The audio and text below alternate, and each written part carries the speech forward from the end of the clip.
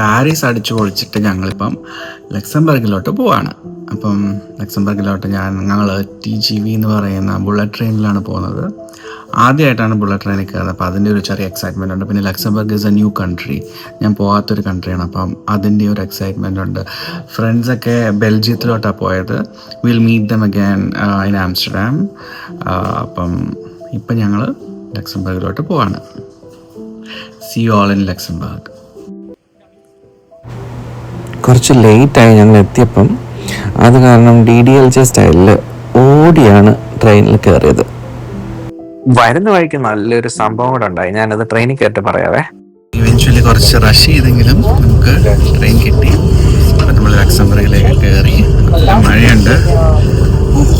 ഒരു ഊബറെ കയറി കഴിഞ്ഞിട്ട് ഇങ്ങോട്ട് വരുന്ന വഴിക്ക് മൊത്തം ഒരു ഗാർബേജ് ട്രക്ക് വന്നിട്ട് ഞങ്ങളുടെ റോഡ് ബ്ലോക്ക് ചെയ്തു. എങ്ങനെയൊക്കെയോ ആ ഊബർ ഡ്രൈവർ നമ്മളെ സ്റ്റേഷനിൽ എത്തിച്ചു. അതുകൊണ്ട് ഞങ്ങൾ ട്രെയിനിൽ കയറി. ഞങ്ങൾ ഓൾട്ടർനേറ്റീവ് പ്ലാൻസ് ഒക്കെ നോക്കിയായിരുന്നു, വേറെ എന്തെങ്കിലും മാർഗത്തിൽ തിരിച്ചെത്താൻ പറ്റുമോ എന്നൊക്കെ, അവിടെ പോകാൻ പറ്റുമോ എന്നൊക്കെ. പക്ഷെ ഇനിയൊന്നും ആവശ്യം വന്നില്ല. ഭാഗ്യത്തിന് ഞങ്ങൾക്ക് ഇവിടെ ഞങ്ങൾ കയറി ജസ്റ്റ് ഇരുന്നു. ട്രെയിൻ എടുക്കുന്നു. ഷാർപ്പ് 10 മണിയായപ്പോൾ തന്നെ ട്രെയിൻ സ്റ്റാർട്ട് ചെയ്തു. പിന്നെ ഒരു കാര്യം, ഈ TGV ഒത്തിരി പഴയതാണ്. ബാത്റൂമിനൊന്നും ഒട്ടും വൃത്തി ഉണ്ടായിരുന്നില്ല. എന്നിട്ടും ഹൗസ്ഫുള്ളായിരുന്നു. ട്രെയിൻ ഫുൾ ആൾക്കാരുണ്ടായിരുന്നു. മഴ കണ്ടിട്ട് ലക്സംബർഗ് എത്തുമ്പോഴത്തേക്ക് എന്താകും അവസ്ഥ, വല്ലതും സ്ഥലങ്ങൾ കാണാൻ പറ്റുമോ എന്ന് തന്നെ ഡൗട്ട്ഫുൾ ആണ്. അതിന്റെ ഒരു സ്ട്രെസ് ഉണ്ട്. സ്പീഡ് ചെക്ക് ചെയ്യുന്ന ഒരു ആപ്പാണ് ഇപ്പൊ കാണുന്നത്.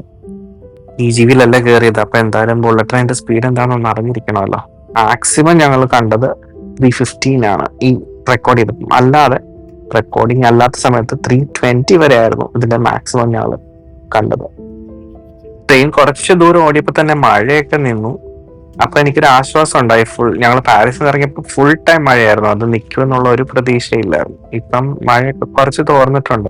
അതുകൊണ്ട് ലക്സംബർഗിൽ എന്തെങ്കിലുമൊക്കെ സൈറ്റ് സീയിങ് നടക്കുമെന്നാണ് എന്റെ പ്രതീക്ഷ. 2 സൈഡിലും ഇതുപോലെ പാടങ്ങളും മലകളും ചെറിയ ചെറിയ ടൗൺസും ഒക്കെ ആയിട്ട് ഉള്ള ആ ജേർണി എന്നെ എന്റെ കുട്ടിക്കാലത്ത് അച്ഛനും അമ്മയായിട്ട് നാട്ടിലോട്ട് ട്രെയിനിൽ പോകുമ്പോഴത്തേക്കും കേരളത്തിലെ പണ്ട് കണ്ടിരുന്ന ചില ഗ്രാമങ്ങളിലൂടെ ട്രെയിൻ പോകുന്ന ആ ഒരു നൊസ്റ്റാൾജിക് ഫീലിംഗ് എനിക്കുണ്ടായി.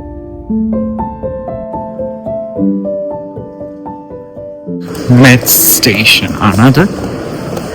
ഫ്രാൻസിനകത്തുള്ള ഒരു സ്റ്റേഷനാണ്. ഇവിടെ നമ്മൾ അടുത്തത് ട്രെയിനോടെടുത്ത് എനിക്ക് 1-2 ട്രെയിൻ എടുക്കണമല്ലോ ലക്സംബർഗ് എത്താനായിട്ട്. എനിവേ, ഒരു 20 മിനിറ്റ്സ് ഡിലേ ഉണ്ടായിരുന്നു അടുത്ത ട്രെയിനിന്. അപ്പം ഞാൻ പുറത്തിറങ്ങി ആ സ്റ്റേഷൻ്റെ ഒരു ഫുട്ടേജ് എടുക്കാമെന്ന് വിചാരിച്ചു. ഇപ്പം ഞങ്ങൾ മെറ്റ്സ് റെയിൽവേ സ്റ്റേഷനിൽ നിൽക്കുകയാണ്. മെറ്റ്സിൽ നിന്നും ബെറ്റൻബർഗ് എന്ന് പറയുന്ന സ്ഥലത്തേക്കുള്ള അടുത്ത ട്രെയിന് വേണ്ടി വെയിറ്റ് ചെയ്ത് നിൽക്കുകയാണ്. ട്രെയിൻ ഉടനെ വരുമെന്നാണ് വിശ്വാസം. അതാ ഞങ്ങൾ വന്ന TGV സ്റ്റാൻഡ് വിട്ട് പോവുകയാണ്. നന്ദിയുണ്ട് TGV ഞങ്ങളെ ഇവിടെ എത്തിച്ചതിന്. അങ്ങനെ നമ്മുടെ ബെറ്റൻബർഗിലേക്ക് പോകുന്ന ഒരു ട്രെയിൻ വന്നിരിക്കുകയാണ്. ഇതിലായിരിക്കും നമ്മുടെ ബാക്കിയുള്ള ജേർണി. ഞാനൊരു സാൻഡ്വിച്ചും പിന്നെ ഒരു ഡാനിഷ് ബ്രെഡും മേടിച്ചു. ഞങ്ങൾ ട്രെയിൻ സ്റ്റാർട്ട് ചെയ്യാൻ പോവാണ്. മേളത്തെ കൗച്ച് തന്നെ കിട്ടി. നല്ല വ്യൂ ആയിരിക്കും എന്നുള്ള പ്രതീക്ഷയിൽ പോവാണ്. സമ്മർ ടൈമിൽ യൂറോപ്പിൽ പോകാൻ തീരുമാനിച്ചപ്പോഴത്തേക്കും ഞങ്ങൾ വിചാരിച്ചത് ചൂടെടുത്ത് വിയർത്ത് പൊളിച്ചൊരു പരുവാവുന്ന, പക്ഷെ എല്ലാ ദിവസവും മഴയാണ്. വീണ്ടും അതാ പാടങ്ങൾ. But it's nice. സിറ്റിയിലെ ലൈഫിൽ നിന്നൊക്കെ ഇതുപോലെ പച്ചപ്പും പരിതാപമല്ല സോറി, എനിക്കറിഞ്ഞൂടെ എന്താ പറയുന്നത്. അതൊക്കെ കാണുന്ന ഒരു രസം തന്നെയല്ലേ.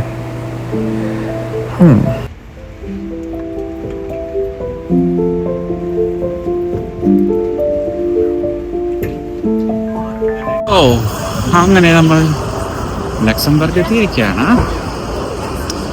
ഇവിടുന്ന് 8 മിനിറ്റാണ് ഞങ്ങളുടെ എയർബിഎൻബിയിലേക്കുള്ളത്. സോ അങ്ങോട്ടേക്ക് നടക്കാനാണ് പ്ലാൻ ചെയ്തത്.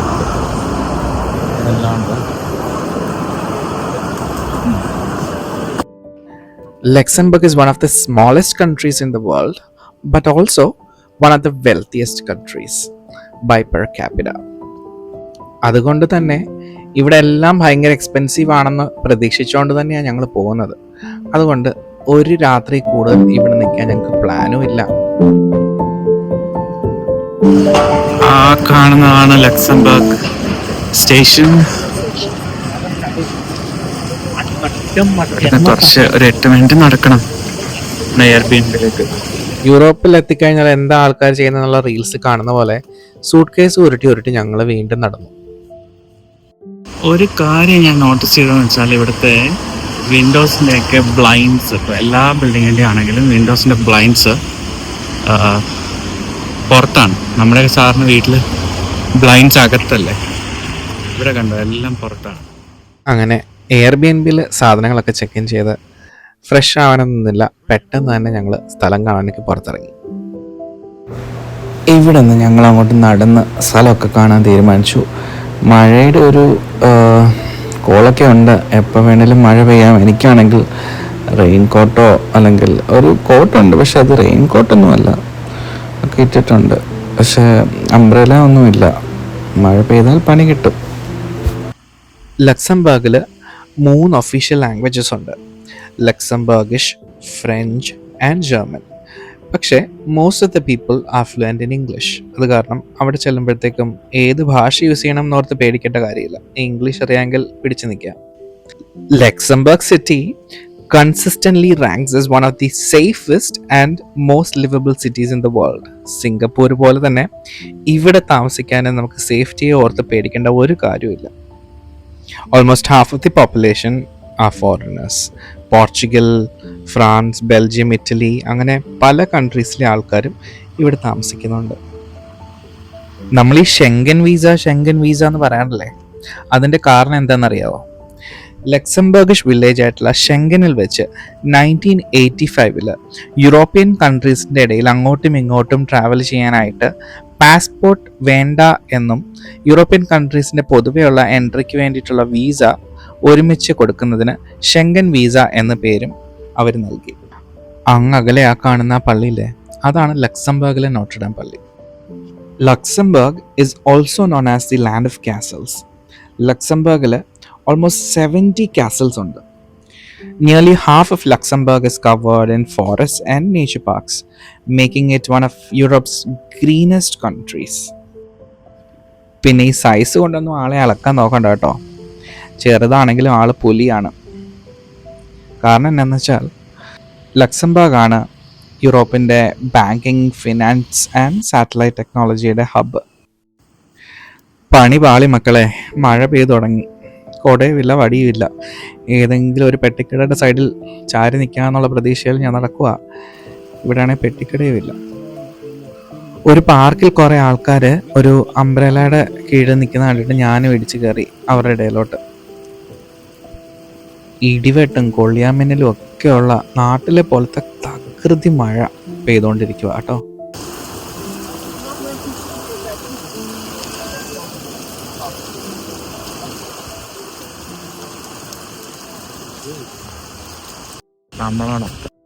അവസാനം ഞാനൊരു കുട മേടിക്കാൻ തീരുമാനിച്ചു. കുട മേടിച്ചത് കാരണം ലക്സംബർഗിൻ്റെ ഒരു സുവിനേർ ഷോപ്പിൽ നിന്ന് ഒരു കുട മേടിച്ചു. അല്ലാതെ രക്ഷയില്ല, ഭയങ്കര മഴയാണ്. ഇനിയും പെയ്യും, 7 മണി വരെ മഴയുണ്ട്. So this umbrella is gonna help me. ഇപ്പം ലക്സംബർഗിലെ നോട്ടർഡാം പള്ളിയുടെ മുമ്പിലാണ്. നോട്ടർഡാം പള്ളി ഇതാണ് ലക്സംബർഗിലെ നോട്ടർഡാം കത്തീഡ്രലിൻ്റെ അകം. സോ മറ്റ് യൂറോപ്യൻ കത്തീഡ്രൽസും ചർച്ചസിലും ഒക്കെ കണ്ടതുപോലെ നല്ല സ്റ്റെയിൻഡ് ഗ്ലാസ് വർക്കുകളും ഇൻട്രീഗിങ് വുഡൻ കാർവിങ്സും ഒക്കെ കാണാം. ഈ കത്തീഡ്രൽ എന്ന് പറഞ്ഞാൽ ലക്സംബർഗിൻ്റെ ഒരു സോളാണ്. കാരണം ഇവിടെയാണ് ഇവിടുത്തെ റോയൽ ഫാമിലിയിലെയൊക്കെ ആൾക്കാരെ ഈ കത്തീഡ്രലിൻ്റെ അടിയിലാണ് അവരെയൊക്കെ അടക്കം ചെയ്തിരിക്കുന്നത്. ഇതാണ് ലക്സംബർഗ് സിറ്റിയുടെ hotel the will. Hotel the will എന്താണെന്ന് ഞാൻ പറഞ്ഞല്ലോ, ഫ്രഞ്ച് വ്ളോഗിൽ ഫ്രഞ്ച് വാക്കാണ് അത്. സിറ്റി ഹാൾ എന്നാണ് അർത്ഥം. ഇത് സിറ്റുവേറ്റ് ചെയ്തിരിക്കുന്ന സ്ഥലത്തിൻ്റെ പേര് പ്ലാസ് ഗിയോം സെക്കൻഡ് എന്നാണ്. ഫ്രഞ്ചുകാരല്ലെങ്കിലും എഴുതുന്ന പോലെ അല്ല പറയുന്നത്, നിങ്ങൾ ആ വായിച്ചത് ഗിയോം എന്നാണ് പ്രൊനൗൺസ് ചെയ്യേണ്ടത്. named after Grand Duke William II, who ruled Luxembourg during the 19th century. Grand duke വില്യത്തിൻ്റെ പ്രതിമയാണ് നിങ്ങൾ ആ കാണുന്നത്. അവിടുന്ന് നേരെ വെച്ച് പിടിക്കുമ്പം ആ നടുക്ക് കാണുന്ന ആ ഒരു മഞ്ഞ ബിൽഡിംഗ് കണ്ടോ, അതാണ് ഇവിടുത്തെ റോയൽ പാലസ് എന്ന് പറയുന്നത്. ഗ്രാൻഡ് ഡ്യൂക്കൽ പാലസ് എന്നാണ് പറയുന്നത്. ഇതാണ് ലക്സംബർഗിൻ്റെ ഗ്രാൻഡ് ഡ്യൂക്കിൻ്റെ ഒഫീഷ്യൽ റെസിഡൻസ്. മറ്റൊരു കാര്യം എന്താണെന്ന് വെച്ചാൽ, ഇപ്പോൾ ഈ പാലസിൻ്റെ തൊട്ട് ഫ്രണ്ടിലാണ് ഈ ചോക്ലേറ്റ് ഹൗസും റെസ്റ്റോറൻറ്റ്സും ഒക്കെ ഉള്ളത്. മറ്റ് കൺട്രീസിലെ റോയൽ ഫാമിലി പോലെ ഇവിടെ അങ്ങനെ ഭയങ്കര ഗ്രാൻഡായിട്ടുള്ള ഒരിതൊന്നുമില്ല. വേറൊരു കാര്യം എന്താണെന്ന് വെച്ചാൽ, ലോകത്ത് വേറൊരു സ്ഥലത്തും വേറൊരു മൊണാർക്കിയും ഡ്യൂക്കല്ല. എല്ലാം കിങ്സും ക്വീൻസും ആണെങ്കിൽ ഇവിടെ ഡ്യൂക്കാണ് ഇവിടുത്തെ ഹെഡ് ഓഫ് ദ സ്റ്റേറ്റ്. പിന്നെ ഇവർ മൊഡസ്റ്റിയിലൊക്കെ ഭയങ്കര ഇത് കാണിക്കുന്ന, അവർ ആൾക്കാരുമായിട്ടൊക്കെ വളരെ പേഴ്സണലായിട്ട് ഇറങ്ങിച്ചെന്ന് ഇടപഴകുന്ന ആൾക്കാരാണ്. So you won't find any over the top royal demonstrations or anything like that here. ഈ ആൾ കൂടി നിൽക്കുന്നതാണ് ഇഗ്ലി സെയിൻറ്റ് മിഷേൽ ചർച്ച്. ഇതാദ്യം പണിതത് 987 AD കൗണ്ട് സീഗ്ഫ്രിഡ് എന്ന് പറയുന്ന ലക്സംബർഗിൻ്റെ ഫൗണ്ടറാണ്. പിന്നെ യുദ്ധങ്ങളും തീപിടുത്തവും എക്സ്പാൻഷൻ്റെ ഒക്കെ ഭാഗമായിട്ട് ഇത് പല പ്രാവശ്യം റീബിൽഡ് ചെയ്തിട്ടുണ്ട്. ഇപ്പോൾ ഉള്ള ഈ പള്ളി 17th സെഞ്ച്വറിയിലാണ് പണിതത് ലാസ്റ്റായിട്ട്. ഇപ്പോഴും ഇവിടെ ആക്റ്റീവായിട്ട് ആരാധനയൊക്കെ നടക്കാറുണ്ട്. കുട മേടിച്ചതിന് ശേഷം പിന്നെ മഴ പെയ്തില്ല ഗൈസ്. വിഷമമൊന്നുമില്ല, പക്ഷേ വെറുതെ കുട മേടിച്ചു എന്ന് തോന്നിപ്പോന്നു. എന്തായാലും ബാക്കി സ്ഥലങ്ങൾ നമുക്ക് കണ്ടാലോ. ആ ബ്രിഡ്ജ് കണ്ടോ, അത് കണ്ടപ്പോഴത്തേക്ക് എനിക്ക് ഹാരി പോട്ടറിലെ ആ ഒരു സീനാണ് ഓർമ്മ വന്നത്. ഞാനിങ്ങനെ വിചാരിച്ചു, അവിടെ ഒരു ട്രെയിൻ ഇപ്പം എല്ലാം കൂടെ പാസ് ചെയ്തെങ്കിൽ നല്ല ഭംഗിയായിരുന്നേനെ. പക്ഷേ കിലുക്കത്തിലെ രേവതി പറയുന്ന പോലെ ജ്യോതിയും വന്നില്ല, ഒരു തീയും വന്നില്ല. ഈ താഴെ കാണുന്ന beautiful historic quarter of Luxembourg, അതിൻ്റെ പേര് ഗ്രൂണ്ട് എന്നാണ്. കുറച്ച് കഴിഞ്ഞിട്ട് താഴോട്ട് നടക്കാമെന്ന് വിചാരിച്ചു. പക്ഷേ ഉണ്ടല്ലോ, രാവിലെ കഴിച്ച ട്യൂണ സാൻഡ്വിച്ച് മാത്രമാണ് എൻ്റെ വയറ്റിലുള്ളത്. വിശപ്പുണ്ട്, പക്ഷെ വൈകുന്നേരം 4 മണിയോട് അടുപ്പിച്ചു. ഇനിയിപ്പം ഡിന്നർ കഴിക്കാൻ കുറച്ച് സമയം കൂടി ഉള്ളപ്പോൾ ഹെവി ആയിട്ടൊന്നും കഴിക്കാനും വയ്യ. ലക്സംബർഗിൻ്റെ ഫേമസ് ഫുഡ് എന്താണെന്ന് ചോദിച്ചപ്പോഴത്തേക്കും ഫ്രൈസ് ആണെന്നാ പറഞ്ഞത്. അങ്ങനെ അവിടെ കണ്ടൊരു ഫ്രഞ്ച് കഫേന്ന് ഹോട്ട് ചോക്ലേറ്റും ഫ്രൈസും ഒക്കെ കഴിച്ച് ഞങ്ങൾ വീണ്ടും നടന്നു. ഒരു കാര്യം കൂടെ നിങ്ങളോട് പറയട്ടെ, യൂറോപ്പിൽ നമ്മൾ ട്രാവൽ ചെയ്യുമ്പോഴത്തേക്കും ഒരു കുപ്പി വെള്ളം കൈ വെക്കുന്നത് നല്ലതായിരിക്കും കേട്ടോ. കാരണം ഇവിടുത്തെ റെസ്റ്റോറൻറ്റ്സിലും കഫേസിലും ഒക്കെ പോകുമ്പം നമ്മൾ വെള്ളം അവർ ഫ്രീ ആയിട്ട് തരത്തില്ല, നോർത്ത് അമേരിക്കയിലൊക്കെ കിട്ടുന്ന പോലെ. 5 യൂറോ മിനിമം കൊടുത്തിട്ട് വേണം ഒരു കുപ്പി വെള്ളം വാങ്ങിക്കാനായിട്ട്. അങ്ങനെ 5 യൂറോ ഞങ്ങൾ പല സ്ഥലങ്ങളും കൊടുക്കേണ്ടി വന്നു. ടാപ്പ് വാട്ടറൊക്കെ കുടിക്കാൻ പറ്റുന്ന സേഫ്റ്റിയൊക്കെ ഉള്ളതാണ്, പക്ഷെ ആരും ഫ്രീ ആയിട്ട് ടാപ്പ് വാട്ടർ തരത്തില്ല. പക്ഷെ ആ റിവറിലൂടെ ഒഴുകുന്ന വെള്ളം കണ്ടിട്ട് കുടിക്കാൻ ഒന്നും തോന്നുന്നില്ല. Tap water obviously government filter ചെയ്തായിരിക്കും എന്നുള്ള പ്രതീക്ഷയുണ്ട്. ഒരു രക്ഷയില്ലാത്ത സെറീൻ ബ്യൂട്ടി ആൻഡ് ക്വയറ്റ് സിറ്റിയാണ് Luxembourg. It's so beautiful, so cute. പഴയ ഒത്തിരി ഹിസ്റ്റോറിക് ആയിട്ടുള്ള ബിൽഡിങ്ങുകളും കാര്യങ്ങളൊക്കെ ഉള്ള ഭയങ്കര ഒരു എന്താ പറയുക, ഒരു ഭയങ്കര കാം ആൻഡ് പീസ്ഫുൾ, അധികം സൗണ്ട് ലൗഡ് നോയ്സസ് ഒന്നും ഇല്ലാത്ത ഒരു ബ്യൂട്ടിഫുൾ സിറ്റി.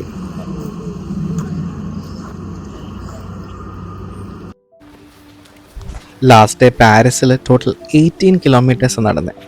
ഇവിടെയും നടപ്പിനൊട്ടും കുറവില്ല. ട്രിപ്പിന് വേണ്ടി പുതിയ ഷൂ വാങ്ങിച്ചത് കാരണം കാലിൽ പുതിയ ഷൂവിൻ്റെ ആ ഒരു ബുദ്ധിമുട്ടുണ്ടല്ലോ, അത് നല്ലോണം ഫീൽ ചെയ്യുന്നുണ്ട്. നടന്ന് എൻ്റെ ഉപ്പൂറ്റിക്ക് നല്ല വേദനയുണ്ട് കേട്ടോ. ഞാനൊരു റീൽ കണ്ട പോലെ യൂറോപ്യൻ ട്രിപ്സ് പൊതുവെ നടക്കുക, അടുത്ത ട്രെയിൻ പിടിച്ച് അടുത്ത ദിവസം വേറൊരു സിറ്റിയിലേക്ക് പോവുക, വീണ്ടും നടക്കുക.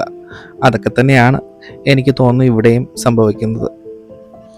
സോ നടന്ന് കാണാൻ പറ്റുമെങ്കിൽ മാത്രമേ ഈ ട്രിപ്പിനൊക്കെ ഇറങ്ങിത്തിരിക്കാവുള്ളൂ. അല്ലാന്നുണ്ടെങ്കിൽ നമ്മൾ ഭയങ്കര റിച്ച് ആയിരിക്കണം, എങ്ങോട്ട് പോകണമെങ്കിലും ടാക്സി എടുക്കാൻ പാകത്തിന്, അല്ലെങ്കിൽ വണ്ടി ഓടിക്കാൻ അറിയാവുന്ന, അല്ലെങ്കിൽ യൂറോപ്പിൽ വണ്ടി ഓടിക്കാൻ അറിയാവുന്ന ആരെങ്കിലും കൂടെ ഉണ്ടാവണം. ഞങ്ങൾക്ക് ഇതൊന്നും ഇല്ലാത്ത കാരണം നടന്നല്ലേ പറ്റൂ. ലക്സംബർഗ് പുതിയ പോപ്പിനെ തിരഞ്ഞെടുത്തു ഗൈസ്. ചുമ്മാ അതൊരു ജോക്കാണേ. ഇവിടുന്ന് നമ്മൾ ഗ്രൂണ്ടിലേക്ക് പോകാനായിട്ടൊരു ലിഫ്റ്റ് എടുക്കണം താഴോട്ടേക്ക്. അപ്പോൾ താഴോട്ട് ലിഫ്റ്റ് എടുത്ത് ഇറങ്ങി.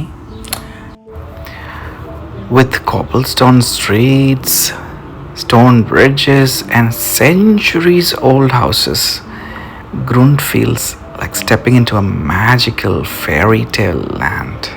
ശരിക്കും അതിൽ കൂടെ നടക്കുമ്പോൾ നമുക്ക് ആ ഫീൽ കിട്ടും.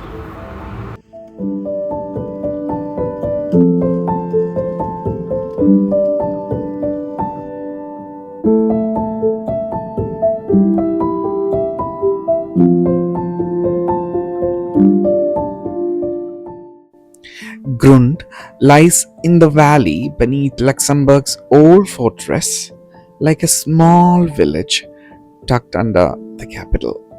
ഇതൊരു യുനെസ്കോ ഹെറിറ്റേജ് സൈറ്റ് ആണ്. The entire old quarters, including the Grund, are a part of UNESCO World Heritage Site since 1994. ഈ റിവറിന്റെ പേര് അൽസെറ്റ് റിവർ എന്നാണ്.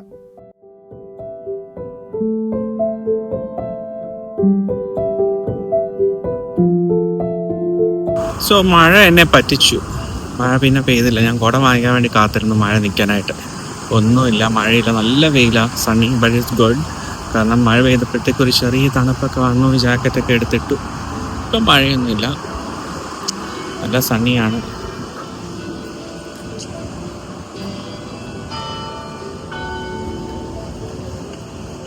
ഡിന്നർ കഴിക്കുന്നതിന് മുമ്പ് എയർബിഎൻബി പോയൊന്ന് ഫ്രഷ് ആയിട്ട് പോകാമെന്ന് വിചാരിച്ചു. ലക്സംബർഗ് ഒരു റിച്ച് കൺട്രിയാണെന്ന് നമ്മൾ നേരത്തെ പറഞ്ഞായിരുന്നല്ലോ. അതുകൊണ്ട് തന്നെ ഇവിടുത്തെ മിനിമം വേജ് എന്ന് പറയുന്നത് വേൾഡിലെ തന്നെ ഹയസ്റ്റ് മിനിമം വേജ് ആണ്. ഫുഡൊക്കെ ജർമ്മൻ ഓർ ഫ്രഞ്ച് ഇൻഫ്ലുവൻസ്ഡ് ആണ്. പിന്നെ വേറൊരു കാര്യം ശ്രദ്ധിക്കേണ്ടതെന്ന് വെച്ചാൽ ഇവിടുത്തെ ഷോപ്സൊക്കെ നോർമലി ഒരു 6 to 7 PM ആകുമ്പം ക്ലോസ്ഡ് ആവാറുണ്ട്. സൺഡേസിൽ മോസ്റ്റ്ലി എല്ലാം ക്ലോസ്ഡ് ആയിരിക്കും. പിന്നെ ലഞ്ചൊക്കെ കഴിക്കാൻ ഏതെങ്കിലും റെസ്റ്റോറൻറ്റ്സിൽ പോവുകയാണെങ്കിൽ 2 മണിക്ക് മുമ്പ് എത്താൻ ശ്രമിക്കണം. കാരണം ദേ normally stop serving lunch before 2 PM or at 2 PM. പിന്നെ സമ്മർ ഭയങ്കര ലൈവ്ലി ആയിരിക്കും. ക്രിസ്മസ് ടൈമിലാണെങ്കിൽ നല്ല കോസി ക്രിസ്മസ് മാർക്കറ്റ്സും നിങ്ങൾക്ക് കാണാൻ സാധിക്കും.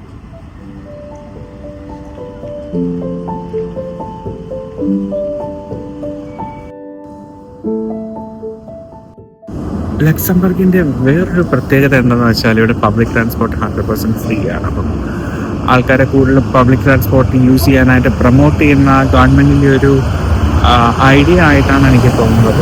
ഈ ട്രാം എടുക്കാനാണെങ്കിലും ബസ് എടുക്കാനാണെങ്കിലും പബ്ലിക് ട്രാൻസ്പോർട്ട് ഇവിടെ 100% ഫ്രീ ആണ്. കുട വാങ്ങിച്ചത് നന്നായി. എന്തായാലും നല്ല മഴ.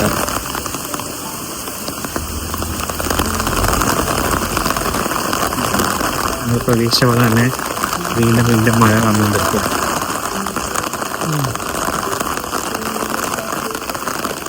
ഞങ്ങൾ എയർബിഎൻബിയിലോട്ട് തിരിച്ചു പോകാം ഫ്രഷ് ആയിട്ട്. പിന്നെ ഒന്നുകൂടെ ഡിന്നറൊക്കെ കഴിക്കാനായിട്ട് പുറത്തിറങ്ങാം. അങ്ങനെ ഇന്ന് ഈവനിങ് അവിടെ ലക്സംബർഗ് ലാസ്റ്റ് ഈവനിങ് ആയിരിക്കും. Obviously first and last. പിന്നെ വന്നെങ്കിൽ കൊള്ളാം. ഈ ട്രിപ്പിലെ ഫസ്റ്റ് ആൻഡ് ലാസ്റ്റ് ആണ്. അത് കഴിഞ്ഞിട്ട് നാളെ നമ്മൾ പുതിയ സ്ഥലത്തേക്ക് പോകാം. അപ്പം നേരത്തെ പറഞ്ഞതുപോലെ ഞങ്ങൾ എയർബിഎൻബിയിൽ പോയി ഒന്ന് ഫ്രഷായി ഡ്രസ്സൊക്കെ ചേഞ്ച് ചെയ്തു.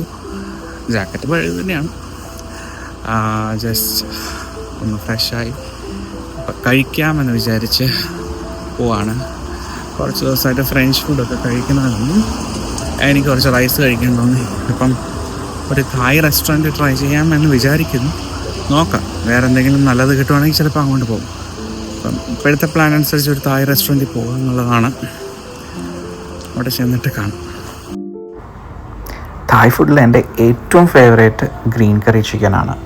Green curry chicken with rice. അപ്പം അതെങ്ങനെയാണ് അതിൻ്റെ ഒറിജിനൽ ആണോ എന്ന് നമ്മൾ മനസ്സിലാക്കുന്നത് അതിനകത്ത് എഗ് പ്ലാന്റ്സ് ഉണ്ടോ അത് ടേസ്റ്റ് ചെയ്തിട്ട് ആ സ്പൈസിനെസ്സുമൊക്കെ കറക്റ്റായിട്ടുണ്ടോ എന്ന് ഉറപ്പ് വരുത്തിയെങ്കിൽ മാത്രമേ അത് ഒറിജിനൽ ഗ്രീൻ കറി ചിക്കനായിട്ട് എനിക്ക് ഫീൽ ചെയ്യാറുള്ളൂ. ഐ ഹാവ് ടു സേ ഞാൻ ഏഷ്യയിൽ പുറത്ത്, അതായത് ഇപ്പം നോർത്ത് അമേരിക്കയിലാണെങ്കിലും യൂറോപ്പിലാണെങ്കിലും കഴിച്ചിട്ടുള്ളതിൽ വെച്ച് ഏറ്റവും ബെസ്റ്റ് ഗ്രീൻ കറി ചിക്കൻ ആയിരുന്നു അത്. I was so happy. ഞങ്ങളൊരു മെട്രോയിൽ ട്രാം എടുത്തിട്ട് യൂറോപ്യൻ പാർലമെൻറ്റ് കാണാൻ പോവാം. ഈ ട്രാമിൻ്റെ ഈ ലോകത്തിൻ്റെ ഏതൊരു കോർണറിൽ പോയാലും അവിടെ മലയാളി ഉണ്ടെന്ന് പറയുന്നതിൽ ഒരു സംശയവും വേണ്ട. ഞാൻ ഈ ട്രാമിലിരുന്ന് ഈ വീഡിയോ ഷൂട്ട് ചെയ്ത് നിന്നപ്പോഴത്തേക്കും പുറകിലത്തെ സീറ്റിൽ നിന്ന് മലയാളത്തിലാരോ സംസാരിക്കുന്നത് കേട്ടു. തിരിച്ചു നോക്കിയപ്പം അവിടെ ഒരാളിരുന്ന് അങ്ങരുടെ ഫാമിലി, നാട്ടിലെ ഫാമിലിയോടാണെന്ന് തോന്നുന്നു, മലയാളത്തിൽ കുറേ കാര്യങ്ങൾ സംസാരിക്കുന്നുണ്ടായിരുന്നു. വർക്കിംഗ് ഡേ ആയതുകൊണ്ട് പുള്ളി ജോലിയൊക്കെ കഴിഞ്ഞ് തിരിച്ച് അങ്ങരുടെ വീട്ടിലോട്ട് പോകുമായിരുന്നു തോന്നുന്നു.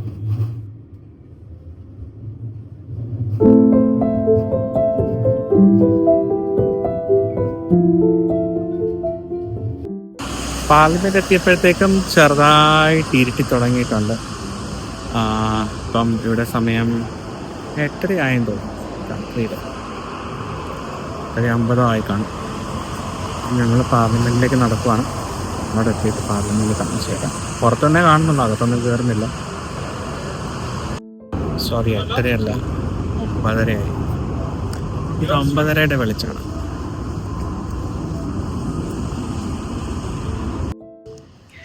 Even though Luxembourg is one of Europe's smallest countries, it plays a big role in the EU.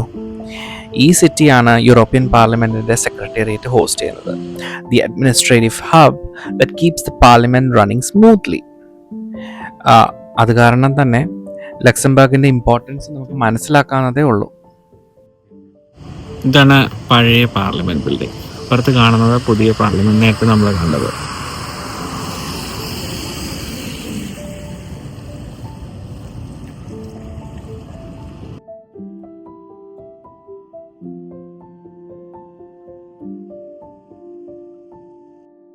ഇതോടെ നമ്മുടെ 1 ഡേ ട്രിപ്പ് ടു ലക്സംബർഗ് ഇവിടെ അവസാനിക്കുകയാണ്.